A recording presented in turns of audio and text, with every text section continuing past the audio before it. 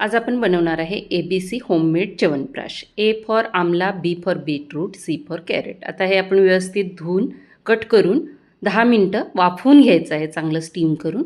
आता हे आवळ्यामधले आपण बिया बाजूला करूया आणि हे मिक्सरच्या भांड्यामध्ये पाणी न घालता पूर्णपणे एकसारखं बारीक वाटून घ्यायचं आहे.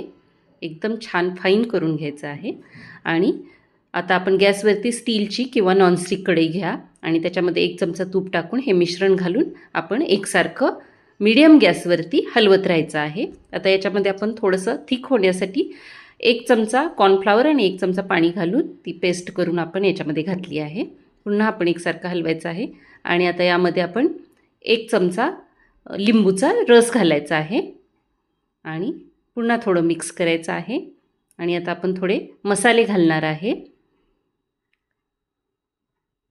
मीठ घालायचं आहे आणि काळं मीठ किंवा चाट मसाला असेल तर चाट मसाला टाकायचा आहे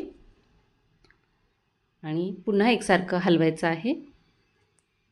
आणि आता पुन्हा आपण 1 चमचा तूप घालणार आहे कारण हे कढईला लागायला नको म्हणून.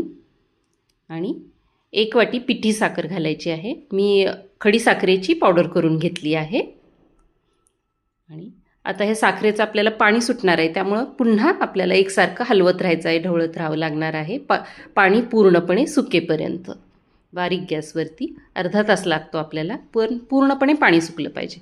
हे बघा, पूर्णपणे पाणी सुकलं आहे, अगदी घट्ट तयार झालेला आहे आपला होममेड च्यवनप्राश इम्युनिटी बूस्टर. अगदी केसांपासून पायाच्या नखापर्यंत त्वचेसाठी, सर्व शरीरात इम्युनिटी वाढवण्यासाठी, लहानांपासून मोठ्यांपर्यंत सर्वांना उपयोगी असा च्यवनप्राश.